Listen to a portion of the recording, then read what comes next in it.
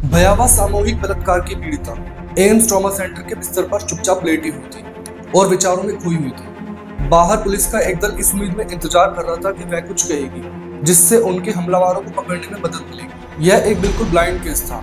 हमलावरों की पहचान या संख्या तो छोड़िए, अपराध का समय स्थान बिल्कुल भी ज्ञात नहीं था।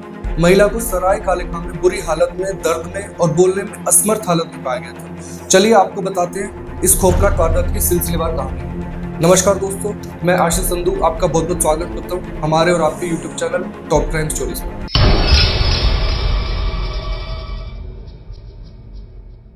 राजधानी में एक महिला के साथ गैंगरेप की ऐसी वारदात को अंजाम दिया गया जिसने दिल्ली को दहला दिया। सराय काले खां इलाके में एक युवती के साथ पहले 3 अलग अलग लोगों ने बेरहमी से सामूहिक बलात्कार किया और फिर किसी बेजान सामान की तरह उस लड़की को मरने के लिए छोड़ दिया। लेकिन दिल्ली पुलिस ने 21 दिन की कड़ी मेहनत के बाद आखिरकार इस मामले का खुलासा कर ही दिया और तीनों आरोपियों को पकड़ लिया, जिसमें एक कबाड़ी, एक भिखारी और एक ऑटो चालक शामिल है। चलिए आपको बताते हैं इस खौफनाक वारदात की सिलसिलेवार कहानी। वो 10 और 11 अक्टूबर 2024 की दरमियानी रात थी। दिल्ली के सराय काले खां इलाके में अंधेरा और खामोशी थी। आमतौर पर चहल पहल से भरा रहने वाला शहर अब शांत था। आधी रात के आसपास सेंट्रल दिल्ली में एक छोटी सी दुकान चलाने वाला कबाड़ व्यापारी प्रमोद अपना सामान समेट रहा था। यह उसके लिए रोजमर्रा का काम था, लेकिन उस रात उसने कुछ शराब ज्यादा ही पी ली थी। इस वजह से उसके पैर भी लड़खड़ा रहे थे। वो खाली सड़क पर ठोकर खाकर गिरते गिरते बचा। वो अपने घर की तरफ जा ही रहा था, तभी उसकी नजर एक महिला पर पड़ी। वो अकेली महिला सड़क के किनारे कुछ दूरी पर ही बैठी थी। लाल कुर्ता पहने वो महिला कुछ विचलित सी लग रही थी। प्रमोद ने उसे ध्यान से देखा और महसूस किया कि उसकी मानसिक स्थिति बिल्कुल भी ठीक नहीं है। उसे देखते ही उसके अंदर कुछ हलचल सी होने लगी और उसके अंदर जिसमें खप चुकी शराब के नशे ने एक ऐसा फैसला कर लिया जिसने उस रात को बुरे सपने में ही तब्दील कर दिया। प्रमोद उस महिला के पास पहुंचा और उसे बहला फुसलाकर वहीं करीब एक सुनसान इलाके पर ले गया और उसके बाद उसके साथ दरिंदगी करने लगा। वो किसी गिद्ध की तरह उस महिला पर टूट पड़ा था। तभी वहां एक शख्स और आ पहुंचा जिसका नाम शमशूल था, जो इलाके में एक जाना पहचाना भिखारी था। वो हमेशा नशे में चूर रहने के लिए कुख्यात था। उस रात भी शमशूल बहुत ही नशे में था। उसके पैर कमजोर और विकलांग थे, लेकिन प्रमोद को उस महिला के साथ हवस का खेल करते देख वो मचल उठा और उस पल में प्रमोद के साथ शामिल हो गया। जब उन दोनों ने महिला की कमजोरी का फायदा उठाया, उसे घसीटकर पास ही एक सुनसान जगह पर ले गए और दोनों ने बारी बारी से उसके साथ बलात्कार किया। उन लोगों ने उस महिला की परेशानी की बिल्कुल भी परवाह नहीं की और उसकी आबरू को लगातार तार तार करते रहे। इस बीच रात ढलती जा रही थी। तभी प्रभु महतो नाम का एक ऑटो चालक अपना ऑटो रिक्शा लेकर उस इलाके से गुजर रहा था और वो भी बिल्कुल होश में नहीं था। वह भी शाम से ही शराब के नशे में था। अचानक जब उसने सुनसान जगह पर एक महिला के साथ 2 पुरुषों को देखा तो जिज्ञासावश या किसी मजबूरी से कह सकते हैं कि वहां पर वो रुककर देखने को मजबूर हो गया कि आखिर ये लोग उसके साथ कर क्या रहे। उसने वहां जो देखा उसे देखकर उसके घिनौने इरादे और भी बढ़ गए और वो बेशर्मी से जाकर प्रमोद और शमशूल के साथ वहशत के खेल में शामिल हो गया और उस महिला के जिस्म से खेलने लगा। तीनों ने उसके साथ गैंगरेप किया, लेकिन प्रभु महतो यही नहीं रुका। उसने महिला को जबरदस्ती अपने ऑटो में बिठाया। महिला पहले तो सदमे में थे ही और कमजोर भी, उसका विरोध करने की ताकत भी नहीं बची थी। प्रभु ने उसकी हालत का फायदा उठाया और अंधेरे की आड़ में ऑटो में बिठाकर उसको दूसरे सुनसान इलाके में ले गया। वहां पर ले जाकर उसने महिला पर फिर से हमला किया और उसके साथ फिर से एक बार रेप किया।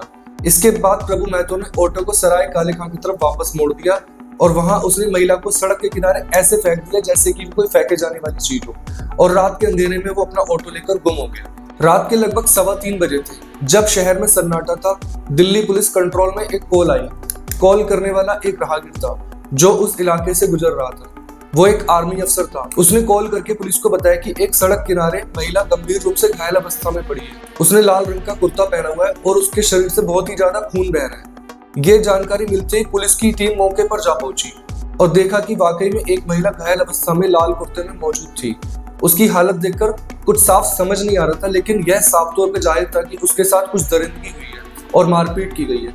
उस वक्त वो महिला यह बताने की स्थिति में भी नहीं थी कि उसके साथ आखिरकार हुआ क्या है, लेकिन उस महिला के कुछ टूटे फूटे शब्दों से पुलिस ने यह अंदाजा लगाया कि उसके हाल के लिए कई लोग और एक ऑटो रिक्शे वाला जिम्मेदार था। पीड़िता को इंसाफ दिलाने के लिए पुलिस ने सनलाइट कॉलोनी में जाकर सामूहिक बलात्कार का मामला दर्ज किया और मामले की जांच शुरू कर दी। यह मामला साउथ ईस्ट डिस्ट्रिक्ट पुलिस के इलाके का था, जिसकी जांच का नेतृत्व deputy police commissioner Ravi Kumar कर रहे थे। उन्होंने अपराधियों का पता लगाने के लिए 10 विशेष टीमें बनाई शुरुआती जानकारी बहुत ही ज्यादा कम थी, लेकिन महिला से एक महत्वपूर्ण सुराग मिला। उसे कुछ धुंधला सा याद था, उसके गुनाहगार हमलावर 3 पुरुष थे, जिनमें से एक ऑटो चालक था। इस सीमित जानकारी के आधार पर पुलिस ने इलाके की गहन जांच शुरू कर दी।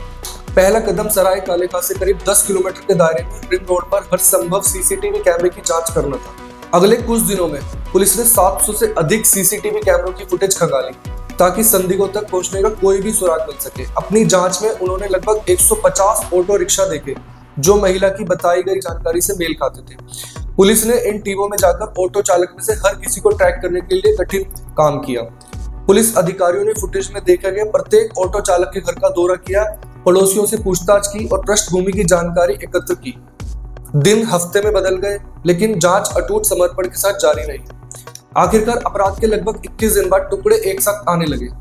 पुलिस न केवल संबंधित ऑटो बल्कि उसके चालक प्रभु महतो की पहचान करने में कामयाब रही। इस सफलता के बाद पुलिस ने प्रभु महतो को पकड़ लिया और फिर अन्य 2 आरोपियों प्रमोद और शमशूल का भी पता लगा लिया। उनमें से हर एक को तुरंत गिरफ्तार कर लिया गया और पूछताछ के लिए हिरासत में ले लिया गया।